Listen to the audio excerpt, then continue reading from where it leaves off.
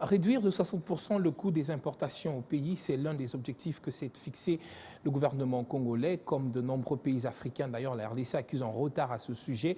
Plusieurs facteurs entrent en jeu, notamment la corruption, la fourniture de l'électricité, un manque criant, le cadre légal d'investissement industrialisé. Le pays reste une priorité, mieux une urgence, tant pour la situation économique, notamment aggravée par la volatilité, vous le savez, des cours et matières premières. Félix Tshisekedi s'impose et demande au gouvernement d'étudier en fond les différents contrats signés récemment avec la Chine, des contrats qui verront le jour également dans le secteur de l'industrialisation. C'est le second dossier. La République démocratique du Congo importe presque tout et n'exporte rien à part ses ressources naturelles. Au niveau des industries extractives, principale activité du pays, en plus du pétrole, le Congo a commencé en 2009 l'exploitation de mines de cuivre dans le sud du pays, assurée par la Société de recherche et d'exploitation minière. L'on ne perdra pas de vue que le secteur minier expose d'ailleurs aux variations de cours internationaux. Les filières industrielles prioritaires comprennent l'agro-industrie, les matériaux de construction, les mines et les métallurgies ainsi que l'emballage en tant que filière d'appui. Nous sommes maintenant sur le terrain pour voir comment est en train de s'exécuter la politique industrielle de notre pays telle que nous l'avons adoptée au Conseil des ministres. Il y a quelques temps, j'étais au Congo central à Kimpese pour lancer l'usine de production des sacs de ciment, de manière à permettre à ce qu'on n'importe plus les sacs de ciment. Je reviens de Lubumbashi pour les tuyaux PVC, mais également le lancement d'une usine qui va fabriquer les câbles électriques. Pourtant, le chef de l'État ne cache pas son rêve. Industrialisation, transformation, création de chaînes de valeur. En Chine, Félix Tshisekedi a déclaré être prêt à tout pour y arriver. L'industrialisation est pour moi importante parce que c'est par là que le développement arrive. Et l'industrialisation commence par la transformation ou la création de la richesse chez nous. La création des chaînes de valeur, des produits extraits en République démocratique du Congo doit se faire en République démocratique du Congo. Ça va créer de la richesse, ça va créer des emplois et ce sera bénéfique à notre économie. C'est ça mon rêve, c'est ça mon vœu et je suis prêt à tout pour y arriver. Mon ambition, c'est d'industrialiser mon pays, dit-il en Chine, le pays qui veut être placé dans le registre de grande puissance technologique et industrielle à l'horizon 2050, demeure sous-exploité. Paradoxe avec les atouts dont il dispose en termes de ressources minières, hydrauliques et humaines, une opportunité pour capitaliser le fruit des intelligences congolaises dans le domaine de l'industrie. La Chine a des ressources qui peuvent, mises ensemble avec nos atouts, générer des solutions pour sauver la planète.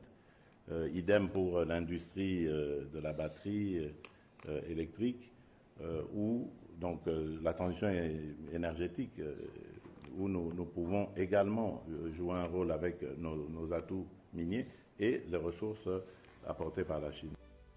Comment matérialiser ce rêve sans prendre au sérieux les pesanteurs qui plombent l'industrialisation au pays de Lumumba, l'accès à l'énergie électrique pour bien faire fonctionner les industries, les infrastructures de base, la création de chaînes de valeur, l'investissement pour l'exploration jusqu'à l'exploitation. La plus grande barrière à franchir au préalable demeure la lutte contre la corruption, un fléau qui se normalise et semble ne plus inquiéter personne au regard de l'impunité persistante envers les inciviques financiers, le cadre légal toujours incertain, des projets non menés à bon port qui fragilisent la création d'emplois et empêchent la croissance économique, des malversations multiformes, des fonds perçus non remboursés par les promoteurs, vision peu diversifiée de l'économie nationale. Pourtant, le gouvernement central veut doubler le nombre d'unités de production industrielle pour réduire à 60% la facture des importations évaluée à près de 6,5 milliards de dollars américains par année. Le ministre de l'Industrie projette 6 zones industrielles, ouest dans la ville de Kinshasa, dans les provinces du Kasaï, est les 3 provinces du sud Kivu, est de l'ex-province orientale, nord-ouest, ex-équateur et sud dans la zone du Katanga. Et quand nous lançons la transformation locale, en même temps, nous lançons un appel à ceux qui sont dans les secteurs énergétiques et infrastructurels. Parce qu'on ne peut pas développer la transformation de minerais, effectivement, s'il n'y a pas cette énergie, s'il n'y a pas ces infrastructures. À terme, ces 6 zones deviendraient des hubs d'exportation vers le pays voisin, ce qui facilitera l'intégration dans les zones de libre-échange. Le pays au centre de l'Afrique doit se réindustrialiser. On doit appuyer l'accélérateur sur tous les piliers pilier énergétique, pilier infrastructure, pilier aéroportuaire. En touchant tous les leviers, on se rassure que dans une projection qui est située entre 10 et 20 ans, on puisse relever les défis du continent africain.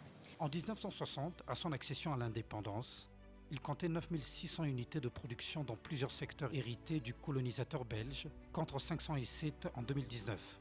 Ses principales productions exportées comme le café, l'huile de palme, le caoutchouc, le sucre, le thé et le cacao, tandis que les cultures vivrières concernaient essentiellement le manioc, la banane plantain, le maïs, l'arachide ainsi que le riz. En 1960, nous étions à 10 000 usines industrielles, mais aujourd'hui, on a moins de 1000.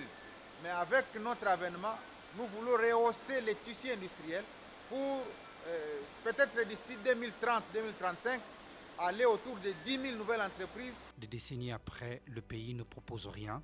La descente aux enfers déclenchée par la nationalisation des entreprises au nom de la zarianisation, les pillages systématiques des entreprises privées qui s'en est suivi, le départ des industriels au nom de l'indépendance. Ils sont rentrés dans la maison ou quoi? Laissez-les casser surtout. Ne résistez pas, laissez-les casser, ils vous feront rien. Le gouvernement cherche de voies et moyens à enrayer la désindustrialisation. Le 26 août, un plan directeur d'industrialisation à l'horizon 2040 d'un coût de 58 milliards de dollars américains devant relier de différentes régions a été discuté.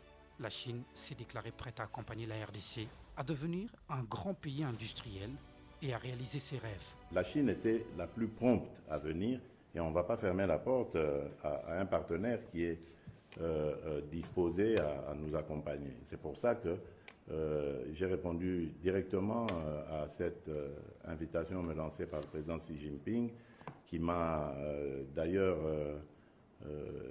vraiment impressionné parce que j'ai pu m'entretenir avec lui et lui poser des questions sur la manière dont il s'y est pris. Parce que vous savez qu'à plusieurs égards, nos pays se ressemblent. CATL et CIMOC, deux grandes entreprises chinoises et premières productrices mondiales de batteries électriques, vont appuyer la RDC à installer rapidement sa première usine de fabrication précurseur de batteries électriques dans la province du Haut-Katanga. Encore qu'il faudra disposer de l'énergie électrique pour cette industrie.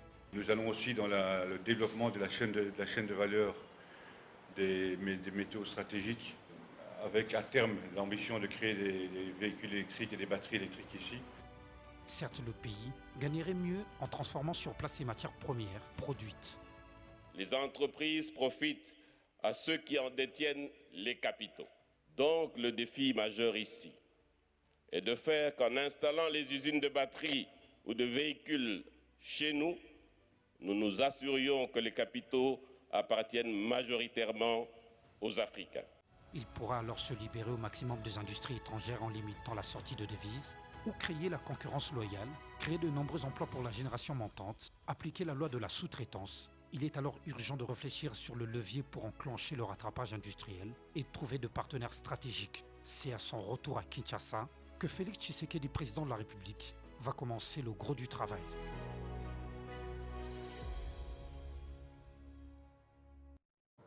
Est-ce qu'après 5 ans, le pays donne des signaux forts d'une industrialisation dans les mois, les années à venir?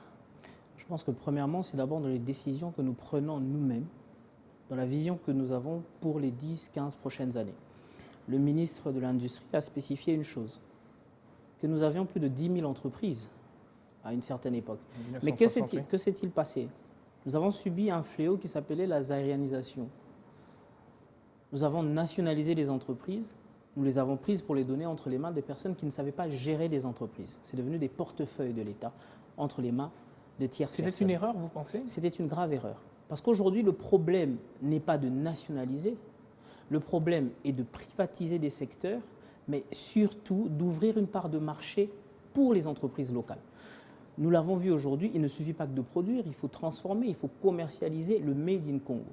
Mais dans chacune des 3 étapes que je viens de spécifier, il y a une chose qui entre en jeu, c'est les sociétés de sous-traitance dans chaque secteur, mais surtout permettre de subventionner ces entreprises. Il ne suffit pas de créer des entreprises, Mais il faut que ces entreprises puissent être pérennes sur une durée déterminée.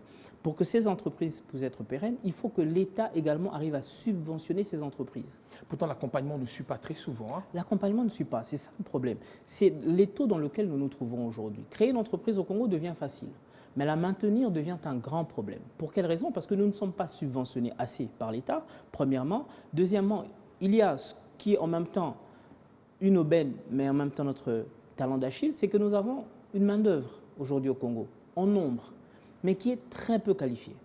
Nous devons changer le système déjà éducatif que nous avons, favoriser aujourd'hui les instituts d'apprentissage de métiers appliqués. Nous avons besoin dans différents secteurs d'avoir les personnes qui arrivent à être qualifiées dans ces secteurs-là. Des écoles de métiers très négligées pourtant au pays. Excessivement négligées. Si nous avons aujourd'hui une école qualifiée, au niveau technique, nous pouvons avoir aujourd'hui, dans le domaine de la production, que ce soit agricole, que ce soit dans tant d'autres domaines, un personnel qualifié. Et il ne faut pas oublier une chose, c'est mettre les salaires qu'il convient à ces personnes. Parce qu'aujourd'hui, c'est du panier de la ménagère qu'il est question également. Je pense que j'ai vu dans un de vos sujets qui va venir. C'est également le panier de la ménagère qui doit entrer en jeu. Industrialiser, c'est une chose, mais il faut accompagner cette industrialisation par des banques qui correspondent. Aujourd'hui, dans le secteur agricole, nous avons besoin d'une banque d'investissement agricole qui arrive à comprendre les problèmes. Aujourd'hui, les banques commerciales ne comprennent pas cela. Les banques commerciales, pour ceux qui sont dans l'agriculture, comme il est le cas de la personne qui se trouve juste en face de vous, c'est que les crédits octroyés ne correspondent pas au secteur agricole parce que vous êtes dans le café, dans le cacao, par exemple, c'est 3 ans. Il n'y a pas un crédit qui va au-delà de 3 ans qui prenne en compte les spécificités de ce marché. Aujourd'hui, nous devons, par rapport à ce secteur, avoir des spécificités du marché. Dans le secteur de la construction également, nous importons énormément de matières dans ce secteur-là.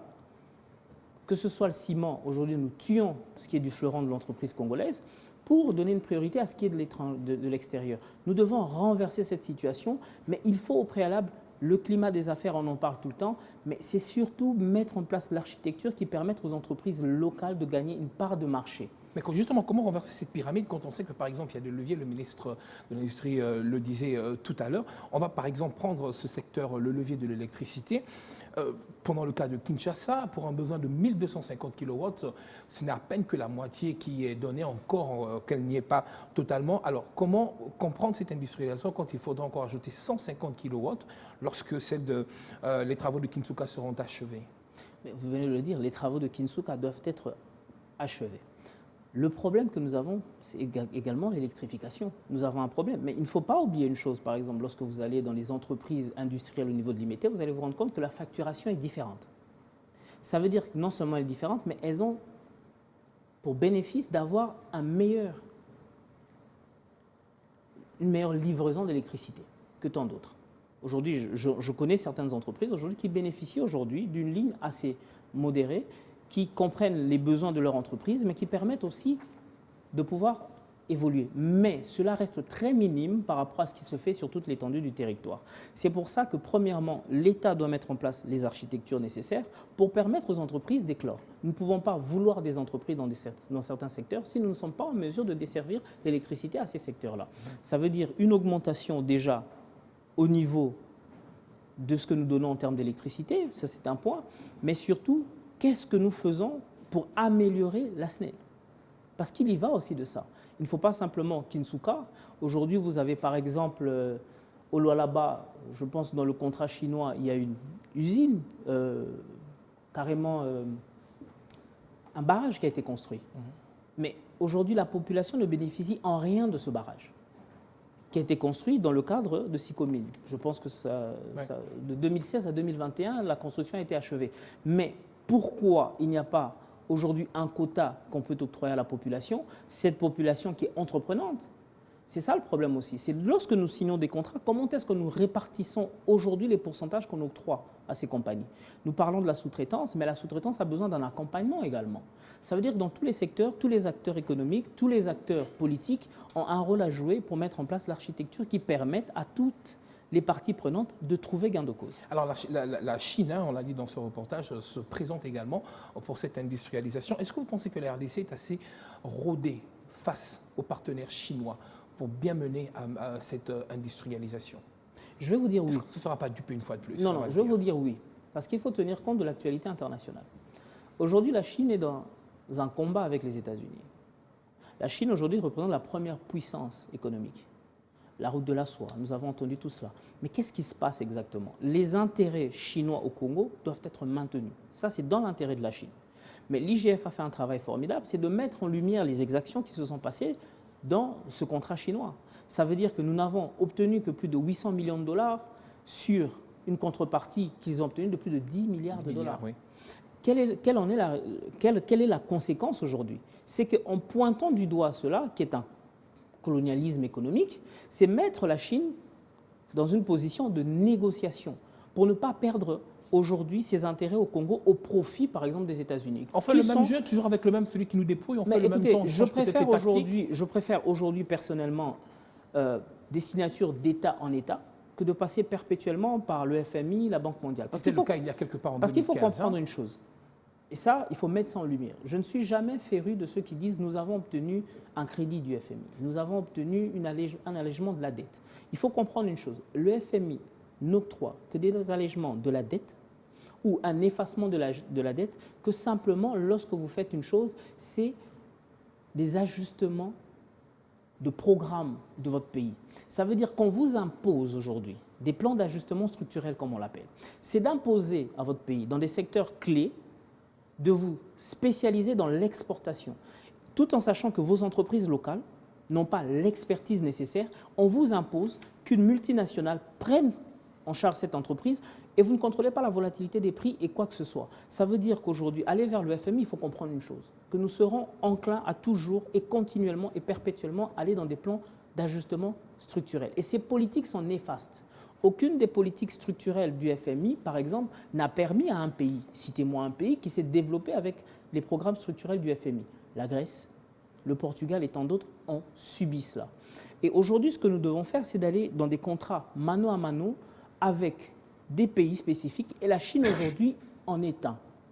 Non négligeable par rapport à la technologie, aux infrastructures et tant d'autres. Nous l'avons vu. Alors aujourd'hui, c'est de permettre à la République de dire une chose. Nous voulons directement négocier avec vous, renforcer notre part dans la SICOMINE, passer aujourd'hui de ce qui a été fait avant à aujourd'hui une norme qui permette à la République effectivement de s'accroître. Et je tiens à spécifier une dernière chose, c'est que lorsque nous acceptons par exemple l'allègement de notre dette et bien d'autres, il faut comprendre une chose, c'est que l'argent qui est débloqué va dans des secteurs qui vous est imposé. Ça veut dire qu'on va vous dire, vous allez payer les fonctionnaires, vous allez régler les problèmes dans le secteur éducatif, mais cet argent ne peut pas vous servir pour essayer de développer les infrastructures de votre pays. Parce que tout en sachant que si nous aidons ce pays à se développer, nous perdons une part économique dans ces derniers. On parle du développement. Une dernière question. Parler d'industrialisation, c'est parler également de l'acquisition de nouvelles terres. Quand on sait, par exemple, qu'en République démocratique du Congo, il y a ce problème foncier, on s'achemine également vers un problème foncier avec certains autochtones. Hein. Est-ce qu'il faudrait y penser déjà? Je pense qu'il faudrait préalablement discuter avec les autochtones. Il y a une chose qui a été faite formidable que je vois au niveau du ministère de l'Environnement, c'est la taxe carbone qui va bientôt entrer en jeu. Exactement, les négociations sont toujours là, mais il faut comprendre une chose. Nous ne pouvons pas imposer aux autochtones quelque chose tant que nous ne comprenons pas le mode de vie des autochtones. J'ai la chance formidable de parcourir l'arrière du pays. Et je peux vous dire une chose, c'est que ce qui tue, c'est l'accessibilité. Aujourd'hui, vous allez vous rendre compte que de quitter Mbandaka à Bassangouzou, ça vous prend 2 jours, pratiquement 3 jours en baleinière. Et j'ai fait ce trajet qui est très pénible. Et vous pouvez vous rendre compte qu'il y a des pirogues, des enfants qui viennent de bas âge, vous vendre des denrées alimentaires qui ne coûtent que 500 à 1000 francs. Le problème aujourd'hui, c'est comprendre le besoin des autochtones. Vous arrivez dans un village... Il faudra composer avec eux. Hein. Il faudra composer impérativement avec ces personnes. Parce qu'il faut comprendre exactement comment est-ce que nous pouvons les rendre, déjà, productifs pour le pays. Parce que le grand problème du capitalisme aujourd'hui, c'est que tout homme doit être un apport pour l'État. Mais comment est-ce que ces personnes doivent être un apport pour l'État lorsque déjà leurs conditions de vie ne permettent pas cela? Vous avez les Bachoa, par exemple, qui sont des pygmées. Comment est-ce que les pygmées, aujourd'hui, entrent dans les circuits économiques du pays? Ça veut dire que prendre en connaissance leur environnement, quels sont aujourd'hui leurs atouts, parce que tout le monde a un atout, il faut se le dire, dans l'agriculture et tant d'autres. Mais aujourd'hui, comment est-ce que nous pouvons permettre à ces personnes, par exemple, de ne pas couper du bois pour préserver la faune, les impliquer. Hein, les impliquer. La taxe carbone, comment est-ce qu'elle peut être aujourd'hui répartis chez les autochtones pour avoir un meilleur développement sur toute l'étendue du territoire. Nous allons prendre le dernier dossier.